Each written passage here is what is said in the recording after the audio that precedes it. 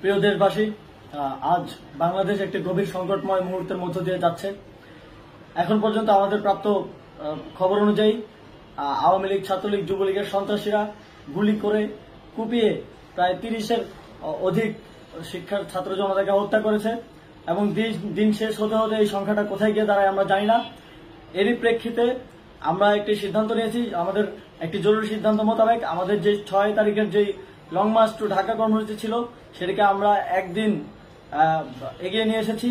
অর্থাৎ আগামীকাল 5ই অগস্ট সারা দেশের মুক্তিকামী জনতাকে ঢাকার উদ্দেশ্যে রওনা হওয়ার জন্য আমরা আহ্বান জানাচ্ছি। যারা পারবেন, যাদের পক্ষে সম্ভব হবে, আজ রাতেই আপনারা ঢাকার উদ্দেশ্যে রওনা হয়ে যান। আমরা আগামীকাল সারা দেশের মুক্তিকামী জনতাকে ঢাকায় আসার আহ্বান জানাচ্ছি।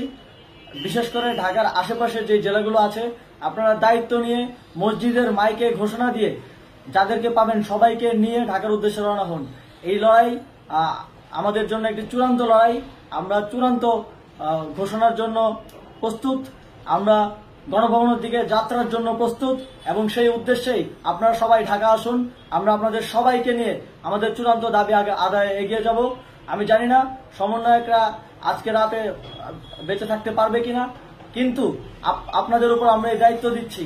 আপনারা সবাই নিজ দায়িত্বে ঢাকায় আসবেন আগামীকাল এবং পরশু পরিস্থিতি বিবেচনা করে পরশু গণভবনের দিকে 4 দিক থেকে আমরা রওনা হব। আমরা খুব আতঙ্কের সাথে লক্ষ্য করছি যে ছাত্রলীগ, যুবলীগ এবং আওয়ামী লীগের গুন্ডারা পুলিশের অস্ত্র দিয়ে পর্যন্ত সাধারণ জনগণের উপর হামলা করছে। কিন্তু একটি সুখের খবর হচ্ছে, সারা দেশের বিভিন্ন স্থানে সেনাবাহিনী ছাত্র জনতার পক্ষে দাঁড়িয়েছে। আবার কিছু কিছু জায়গায় যেমন মিরপুর ও মোহাম্মদপুরে সেনাবাহিনী ছাত্র জনতার বিপক্ষে দাঁড়িয়ে গুলি চালাচ্ছে। আমরা সেনাবাহিনীর প্রতি আহ্বান জানাতে চাই, আপনারা এদেশের নাগরিক এবং আপনারা এদেশের নিরাপত্তার দায়িত্বে আছেন, এদেশের জনগণের যানবাহনের নিরাপত্তার দায়িত্বে আছেন। আপনারা দেশের পক্ষে এবং দেশের জনগণের জন্য কাজ করবেন। কোনো খুনি সরকারের জন্য, কোনো খুনি রাজনৈতিক দলের জন্য কাজ করবেন না। এটি এদেশের জনগণ আপনাদের থেকে প্রত্যাশা করে।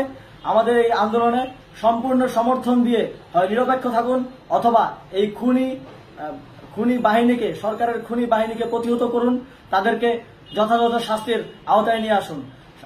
যেই কারফিউ সরকারের পক্ষ থেকে ঘোষণা করা হয়েছে, আমরা স্পষ্টভাবে বলতে চাই, সেনাবাহিনী এই ধরনের কোনো কারফিউ বাস্তবায়নের জন্য মাঠে না নামে।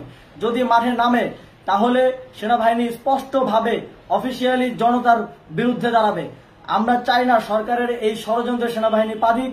সেনাবাহিনীকে জনতার বিরুদ্ধে দাঁড়ানোর যে ষড়যন্ত্র সরকার রচনা করছে সেটিতে সেনাবাহিনী পা দিবে না, এই বিশ্বাস আমরা রাখতে চাই।